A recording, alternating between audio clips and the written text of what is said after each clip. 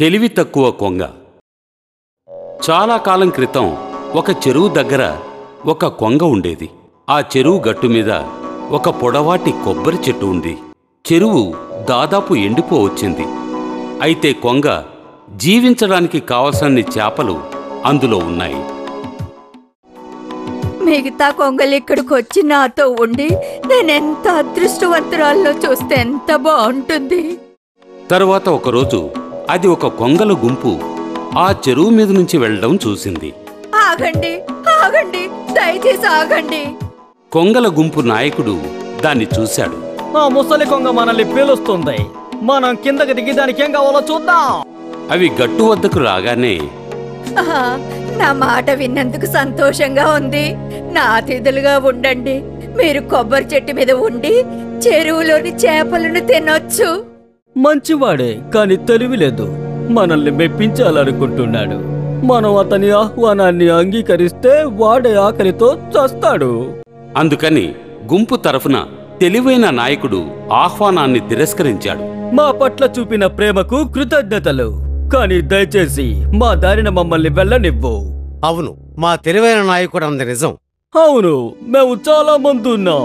ఇక్కడ నీకు మాత్రమే చాలినంత తిండి ఉంది. దయచేసి మమ్మల్ని మా దారిన వెళ్ళనివ్వు. మీరు నా ఆతిథ్యాన్ని స్వీకరించుకుంటే నా ప్రాణాలను వదిలేస్తాను. తెలివైన నాయకుడు ఆ ఆహ్వానాన్ని అంగీకరించక తప్పలేదు. సరే సరే, నీ ఆతిథ్యాన్ని మేము స్వీకరిస్తాం. అయితే పదండి, నేనుండే చెట్టు దగ్గరికి వెళదాం. కొంగలన్నీ కలిసి కొబ్బరి చెట్టు దగ్గరికెళ్ళాయి. ముసలి కొంగ ఎంతో గర్వంగా ఆడంబరంగా నడుచుకుంటూ దారి చూపింది. అందరూ హాయిగా ఉండండి. మీకు ఆకలి వేస్తే నా చెరువులోని చేపలను తినండి. మీ అందరికీ సరిపోయే చేపలున్నాయి, సరేనా? కొంగల గుంపు దాని మాటలు విని చేపలు తింటూ పండుగ చేసుకోసాగాయి. చూడు, నీకంటే నేను ఎక్కువగా తిరగలను. పందెం తెల్లవు.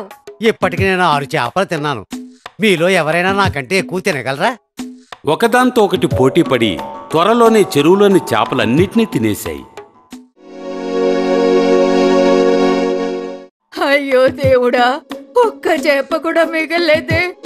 సాయంత్రం వీటికి ఏం పెట్టాలి? ఆ వెళ్ళిపోయాక నేనేం తినాలి? ముసలి కొంగ తను చేసిన బుద్ధిలేని పనికి పశ్చాత్తాపడసాగింది. కాని అప్పటికే ఆలస్యమైపోయింది. ఆ రోజు సాయంత్రం కొంగల నాయకుడు దాని దగ్గరకొచ్చి, సాయంత్రం భోజనానికి మాకిక్కడ ఏమీ లేదు. నీ ఆతిథ్యానికి సంతోషం. అయితే మేవిక ఇప్పుడు వెళ్ళాలి. మా వాళ్ళు ఆకలితో ఉంటే నేను చూడలేను.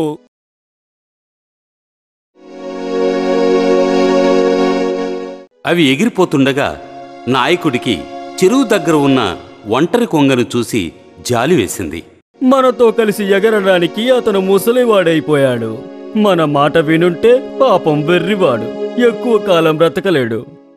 కొన్ని రోజుల తర్వాత ఆకలితో బలహీనపడి ఆడంబరంగా ఉండే ముసలి కొంగ ఆఖరి శ్వాసను వదిలింది. నీతి: ఇతరులకు సహాయం చేయడానికి ముందు మీ గురించి ఆలోచించండి.